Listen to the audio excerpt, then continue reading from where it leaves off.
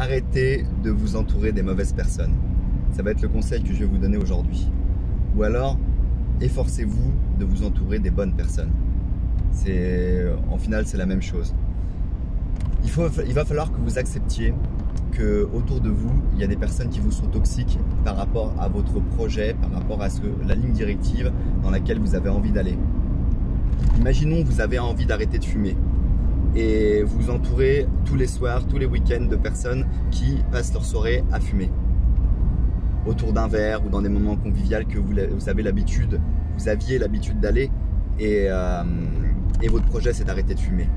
Forcément, durant une période donnée, il va falloir que vous vous éloigniez de ces personnes, vous éloigniez de tous ces moments qui vont être compliqués pour atteindre vos objectifs, qui vont vous mettre des difficultés pour atteindre vos objectifs.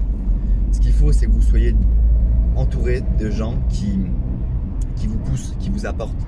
Si vous avez envie d'arrêter de fumer, voyez plutôt des personnes qui sont dans la même dynamique, qui sont soit dans l'objectif d'arrêter de fumer, ou des gens qui ne fument plus ou qui ne fument pas et qui passent des soirées avec des distractions tout autres.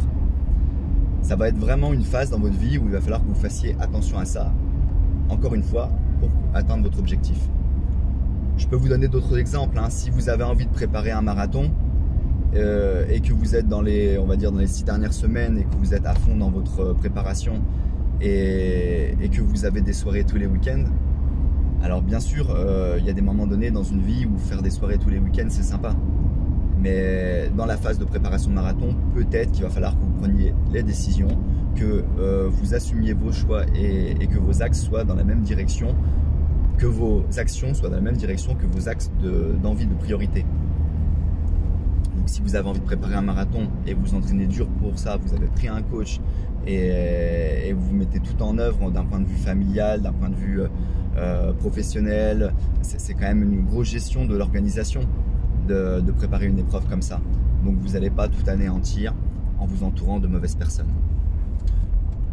Voilà, n'hésitez pas si vous avez des petits témoignages de personnes qui vous ont tiré vers le haut, surtout on va rester dans du positif et essayez d'y penser parce que en fonction de ce que vous allez faire, en fonction de ce que vous avez envie, de l'évolution que vous avez, on n'a pas une évolution qui est constante, c'est par palier et si on a envie de passer un objectif, que ce soit professionnel ou sportif ou tout autre, entourez-vous des belles personnes autour de vous qui vous permettront d'atteindre votre objectif.